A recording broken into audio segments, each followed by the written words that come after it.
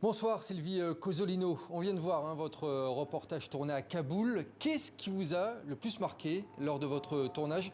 C'est cette détresse économique dans le pays qu'on vient de voir et notamment cette crise du pouvoir d'achat et de l'alimentation, c'est bien cela?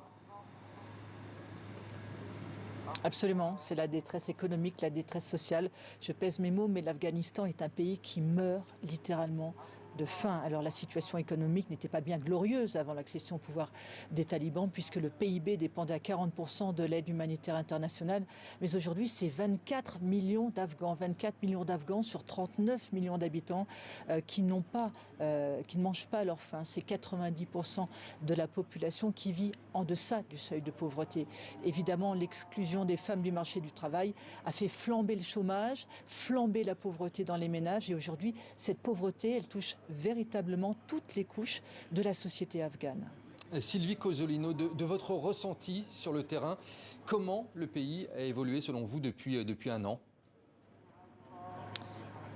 Alors, je suis venue en Afghanistan au mois d'octobre. En Afghanistan, au mois d'octobre, les Afghans voulaient que la communauté internationale fasse pression sur les talibans pour assouplir le régime et pour défendre les droits humains et les droits des femmes notamment.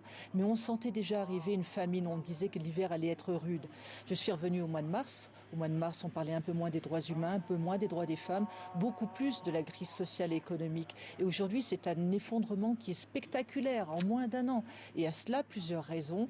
La première, c'est certainement l'aide humanitaire qui s'est très fortement tarie. Et puis il y a aussi ici une sécheresse phénoménale qui sévit depuis 3 ans.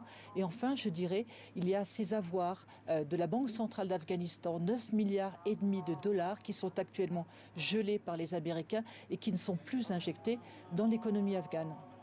Sylvie Cosolino depuis Kaboul en Afghanistan. Merci beaucoup Sylvie Cosolino.